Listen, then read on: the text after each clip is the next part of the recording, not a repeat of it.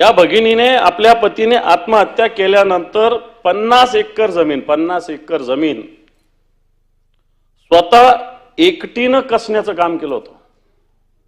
आणि नुसतं शेती कसली नाही तिनं, एक तिने आपला पती गेल्यानंतर सुद्धा आदर्श शेतकरी म्हणून पुरस्कार प्राप्त केला होता। सांगण्याचा मुद्दा हा की स्त्री व्यापकतेनं कशा पद्धतीनं काम करू शकते याचं एक उदाहरण आपण घेऊ शकतो। सभापती महोदय, आता जर आपण मागच्या महिन्यात 2 महिन्यात बघितलं त्याची एक बीडला घटना घडलेली आहे संतोष देशमुखांची।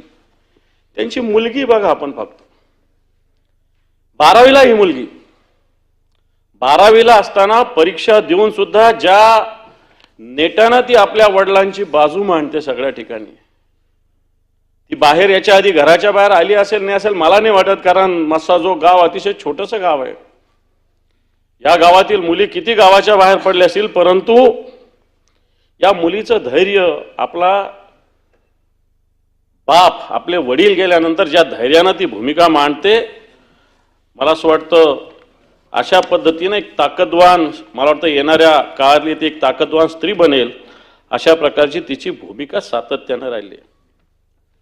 आपण सभापती महोदय, आपण या सगळ्या स्त्रियांच्या भूमिका समजून घेत असताना प्रामुख्यानं अहिल्यादेवी होळकरांची स्त्री शताब्दी आपण साजरी करतोय। आपल्या राज्याचा इतिहास बघितला तर आपण सावित्रीबाई फुलेंचा इतिहास आहे, जिजाऊंचा इतिहास आहे। आज जिजाऊनं छत्रपती घडवले, सावित्रीबाई फुलेनं शिक्षणाचा वासा आपल्याला दिलेला आहे।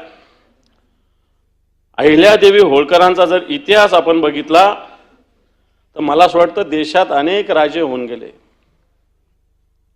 अनेक पुरुष राजे होऊन गेले, परंतु आदर्श राज्यकर्त्या म्हणून स्त्रियांमध्ये अहिल्यादेवींचं होळकर नुसतं आपला महाराष्ट्र नव्हे तर देशामध्ये नाव आहे सभापती महोदय।